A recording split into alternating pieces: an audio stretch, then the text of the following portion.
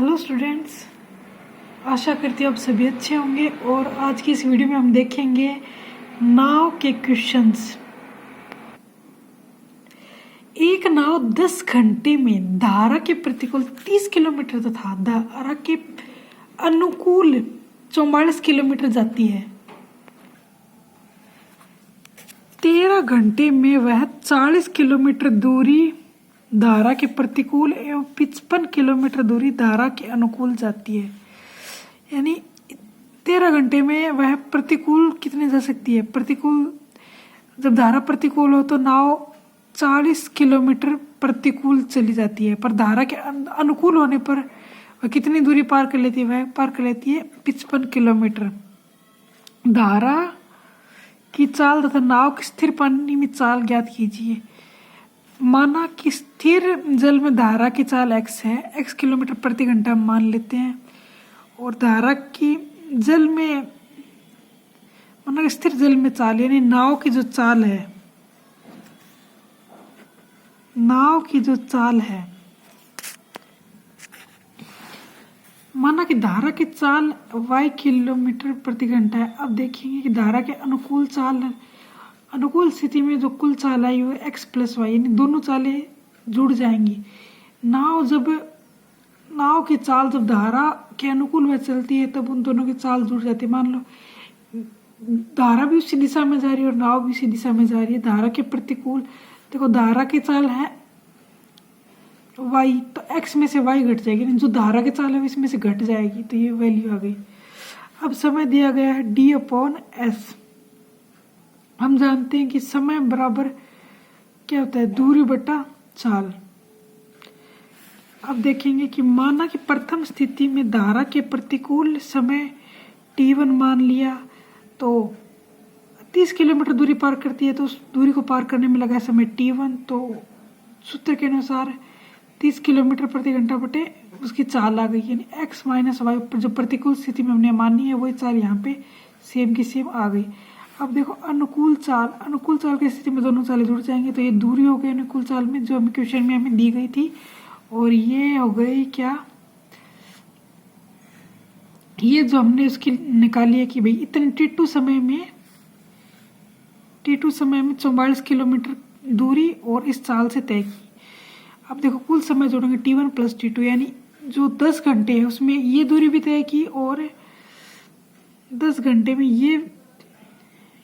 ये समय भी था और ये समय भी था। इन दोनों समयों को जोड़ देंगे तो 13/x minus y plus 44/x plus y equal to 10। 10 घंटे लिख भी सकते हैं काई, और समझने के लिए वैसे भी सही है। अब दूसरी कंडीशन स्थिति में देखेंगे, ऐसी दूसरी इक्वेशन भी आ जाएगी भाई। अनुकूल स्थिति में, प्रतिकूल स्थिति में x माइनस वाई, और जो क्वेश्चन में हमें दे रखा है कि 40 किलोमीटर वैसा का वैसा, और प्रतिकूल स्थिति में 30 किलोमीटर बटे x माइनस वाई, तो इन दोनों का क्या आ जाएगा 10 किलोमीटर। और दूसरी वाली स्थिति के लिए 13 किलोमीटर ऐसे आ जाएगा। अब देखेंगे x माइनस वाई इन दोनों में कॉमन दे रखा है, तो इन दोनों को हम क्या मान लेंगे? u मान लेंगे, और x प्लस वाई को v मान लेंगे। तो अब इसमें क्या देखेंगे कि ऐसे इसको मान लिया तो ये दोनों इक्वेशन इनमें कन्वर्ट हो गई। देखो इसकी जगह u रख दिया तो 30u plus 44v equal to 10, 40u plus 55v equal to 13। तो इतना कर लिया हमने। अब देखो हम इन इक्वेशन को क्या करते हैं, वज्र गुणन विधि से हम हल करते हैं। u, v और 1, u के नीचे ये वाली वैल्यू, v के नीचे ये वाली और 1 के नीचे ये। तो अब देखेंगे u वाले जो छोड़ देंगे और इन दोनों का गुणा कर देंगे और इसमें घटा देंगे। ये हमने फॉर्मूला लगाया ऐसा का ऐसा। इस तरह v वाले को छोड़ देंगे, इसको इससे गुणा कर देंगे, माइनस में इसको इससे गुणा करके इसमें से घटा देंगे, और फिर लास्ट में 1 में इसको इससे गुणा कर देंगे और इसको इससे गुणा करके और इसमें से घटा देंगे।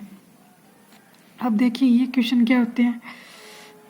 अब जिनको गुणा किया आपस में तो कितना है 572 plus 555 v upon minus 400 plus 390। तो यहाँ पे बच जाएगा 22, यहाँ पे बच जाएगा 10, और यहाँ पे दोनों में से इसको घटाएंगे तो कितना बन जाएगा 110 माइनस के। अब देखो इसमें से वैल्यू क्या आ जाएगी, u equal to 5, v equal to 11। इस वैल्यू को इसके बराबर रखेंगे तो देखो ये कट जाएगा, तो u की वैल्यू क्या आ जाएगी 1/5। इसको इसके बराबर रखेंगे तो ये v की वैल्यू आ जाएगी 1/11। 0 से 0 कट के माइनस से माइनस कट जाएगा। अब इतना अगर हमारे पास हो गया है, अब ऊपर जो इक्वेशन थी जो हमने माना था वहाँ से u और v के मान रख लिए और हमारे पास दो इक्वेशन आ जाएगी 1/x minus y 1/5 equal to 1/x plus y equal to 1/11। अब देखिए इसमें क्या करेंगे, देखो ये इक्वेशन में मान रख दिए, अब इनको आसानी से सोल्व कर लेंगे। इन दोनों इक्वेशन को जोड़ देंगे, इन दोनों इक्वेशन को जोड़ देंगे तो जोड़ने पर क्या आएगा, x की वैल्यू आ जाएगी। इन दोनों को अगर हम ऐड करते हैं तो 2x, ये दोनों ये कट जाएगा और ये आ जाएगी 16, x की वैल्यू 8 आ जाएगी और x का मान इसमें रखेंगे तो y का मान आ जाएगा 3। तो हमारा आंसर हो गया। अब मोस्ट इम्पोर्टेंट क्वेश्चन देखेंगे। एक मोटर बोट जिसकी स्थिर जल में चाल 18 किलोमीटर प्रति घंटा व 24 किलोमीटर धारा के अनुकूल जाने वाली वही दूरी धारा के अनुकूल स्थिति की अपेक्षा 1 घंटा अधिक लेती है। यानी एक मोटर बोट है जो धारा के अनुकूल जाने प्रतिकूल स्थिति में तो उसकी चाल है 18 किलोमीटर प्रति घंटा, और जब स्थिति अनुकूल हो जाती है तो वह क्या करती है, धारा के अनुकूल जाने में वही दूरी धारा के अनुकूल जाने की अपेक्षा 1 घंटा अधिक लेती है। यानी जो प्रतिकूल अवस्था में वो ज़्यादा टाइम लेगी, अनुकूल अवस्था में वो कम टाइम लेगी। तो मान लिया कि x किलोमीटर धारा की चाल है और 18 किलोमीटर हमें नाव की चाल दे रखी है। नाव की चाल क्या दे रखी है, नाव की जो चाल है वो ये दे रखी है x प्लस 18। तो हमने मान लिया कि धारा की अनुकूल स्थिति में धारा की चाल जुड़ जाएगी, तो 18 प्लस x ये हो गई अनुकूल स्थिति में। प्रतिकूल स्थिति में 18 माइनस x। प्रतिकूल स्थिति में समय, तो अब देखो दूरी 24 किलोमीटर है तो इसमें उसके क्या कर देंगे, भाग दे देंगे किसका, इसमें भाग दे देंगे चाल का। तो हमारे पास क्या निकल आएगा, समय। और अनुकूल स्थिति में भी दूरी में चाल का भाग देने पर ये आ जाएगा। अब क्या करेंगे कि फर्स्ट जो समय है, यानी पहले जब देखो ये स्थिति में जब क्या है, चाल अधिक है तो समय कम लेगी, और चाल कम है तो टाइम ज्यादा लेगी, तो 1 घंटा अधिक लेती है। तो इस वाले जो समय में से ये वाला समय घटा देंगे,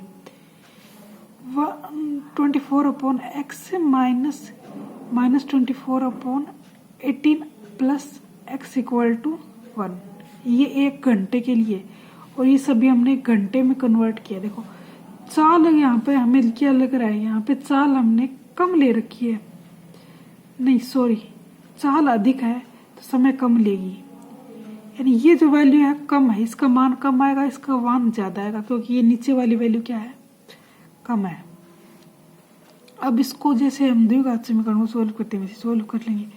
24 कॉमन निकाल लेंगे, इसका एलसीएम लेके इसको सोल्व करेंगे, इक्वल टू 1 करेंगे तो 14x, यहाँ पे x से x कट जाएगा और x² minus x², 18² minus x², तो क्या आएगा x² प्लस 48x माइनस 324। अब देखो, अब इसके फैक्टर करके भी ऐसे आसानी से कर सकते हैं, या फिर वो वाला फॉर्मूला लगा सकते हैं, श्रीधराचार्य सूत्र b² minus b plus minus b² minus 4ac इसका पूरे का अंडर रूट अपॉन 2a। तो हम आसानी ये हो गई, छोटी संख्या तो ये फैक्टर करना आसान है, तो हम इसका फैक्टर कर लेंगे। इन दोनों को अगर जोड़ते हैं तो क्या आते हैं, प्लस 48 आता है। 54 में से 6 गया 48, तो इनमें से x कॉमन निकाल लेंगे तो हम जानते हैं कि ये वैल्यू 54 तो नेगेटिव की आएंगे, तो x की वैल्यू 6 आ गई। तो 6 क्या हो गई, वो धारा की चाल हो गई। अब हम देखेंगे नेक्स्ट क्वेश्चन जो और भी ज़्यादा इम्पोर्टेंट है। इसमें हम सीधा देखेंगे, क्वेश्चन पूरा नहीं लिखा है। देखो मैसूर और बेंगलोर के मध्य की दूरी है 132 किलोमीटर। 132 किलोमीटर। अब पहली ट्रेन है ट्रेन दूसरी है, यानी एक ट्रेन की चाल है और दूसरी ट्रेन से 11 अधिक है, ये हमें क्वेश्चन में दे रखा है। तो हमने मान लिया कि पहली ट्रेन की चाल है x, दूसरी की चाल होगी x + 11। तो पहले की जो टाइम है वो हमने निकाल लिया, दूरी बटा चाल, तो समय आ गया, दूरी बटा चाल, तो इसका समय आ गया, और = 1। अब हम इसको आसानी से सोल्व करेंगे। देखो इक्वेशन तो आ गई ना, सवारी गाड़ी है ये ट्रेन 1, और इसमें से एक्सप्रेस वाली का जो समय है वो घटा देंगे, तो क्या हो जाएगा 1 घंटा इसमें आ गया। अब देखो सोल्व करना बहुत आसान है, इसको कॉमन ले लिया, x से x कट गया, यहाँ पे 11 है, ये दिख नहीं रहा, 11 है। अब इसको इसकी इक्वल लिख दिया, इसका एलसीएम लेके सोल्व कर दिया, ये संख्या यहाँ पे आ गई और इक्वेशन बन गई x² + 11x - 132 × 11। तो ये 11 इसकी गुणा में था, तो इस मल्टीप्लाई हो गया, ठीक है। यहाँ पे +11 है, क्योंकि x से x कट गया, 11 बच गया, तो x ये 11 है, और ये उस साइड जाएगा तो ये माइनस का हो जाएगा। तो अब हमने कुछ भी नहीं किया, x² + 11x - 1452, ये हमारी इक्वेशन आ गई। अब हमने क्या किया, श्रीधराचार्य सूत्र लगा दिया। तो उस सूत्र के अनुसार हमने क्या निकाल लिया, ये वैल्यू निकाल ली हमने 20² - 4ac की वैल्यू निकाल ली अपॉन 2। अब हमने इसकी वैल्यू निकाल ली और इस मूल सूत्र में रख दिया, जो होता है क्या -b + -/2a। ये सूत्र होता है, पहले इसकी वैल्यू निकाल ली, या फिर इसको साथ में रखेंगे तो लंबा हो जाएगा। तो इसकी वैल्यू निकाल के सूत्र में हमने मान रख दिया -11। देखो माइनस भी होता है, तो यहाँ पे प्लस का है ना, तो ये माइनस का हो जाएगा -11। और जब इसकी वैल्यू प्लस मिलेंगे, क्योंकि माइनस में तो चाल होगी नहीं, तो प्लस में होगी, तो 66 इसका आंसर आ जाएगा। 66/2 33 किलोमीटर, दैट्स आंसर।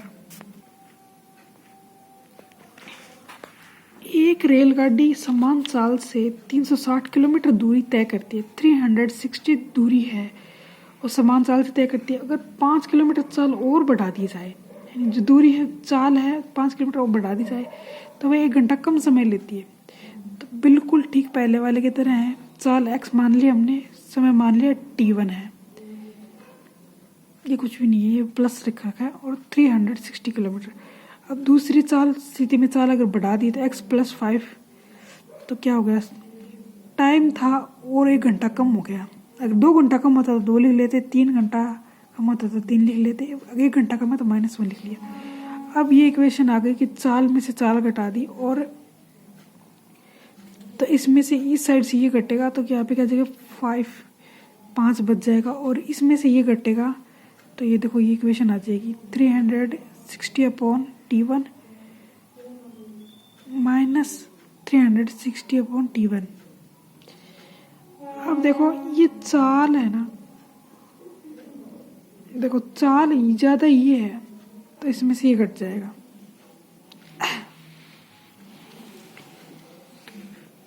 अब इस इक्वेशन को सॉल्व करने के लिए हम क्या करेंगे, एलसीएम ले लेंगे, तो ये इक्वेशन बन जाएगी, ये 5 ये है, तो ये उधर मल्टीप्लाई में चला जाएगा,